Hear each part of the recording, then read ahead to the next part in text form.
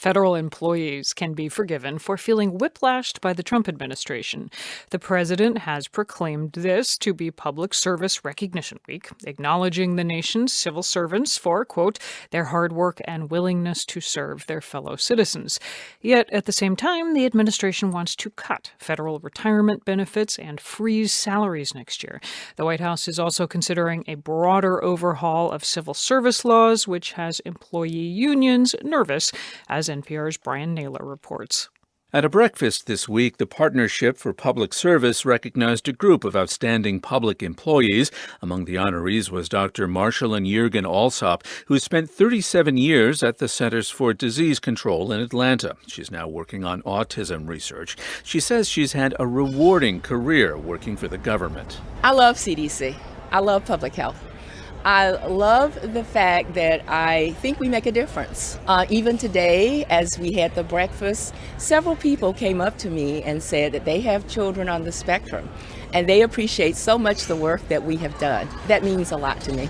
While Jürgen Alsop is rewarded by her work, the Trump administration is considering changes that might make federal work less rewarding, including a $144 billion cut in federal retirement benefits that would affect current and future retirees.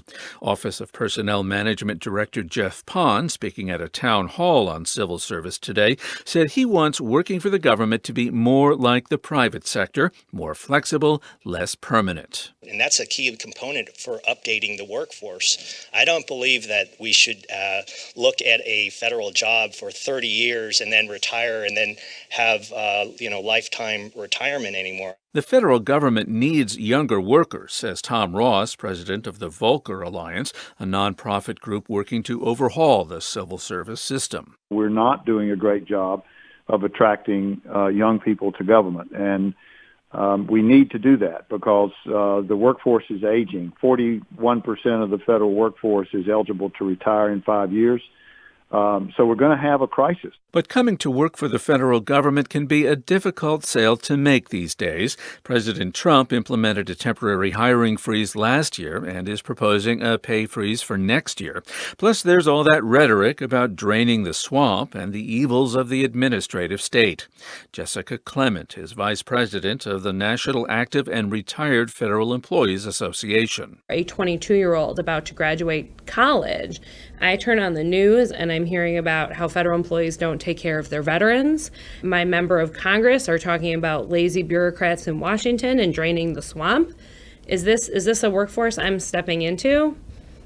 Maybe, maybe not. Clement agrees there are changes needed in the rules, now 40 years old, that govern federal employees' pay and job classifications. It was designed in an era when clerks and clerical workers dominated the government. But Clement says the administration could make other changes if it really wants to operate more like the private sector. If we're going to turn to the private sector, then I think it's far past time for the federal government to offer things like paid parental leave, which they currently do not, which is commonplace in large private sector companies. While there's agreement that change is needed, it's not clear how much will take place this year when Congress has other things on its mind, like the midterm elections. Brian Naylor, NPR News, Washington.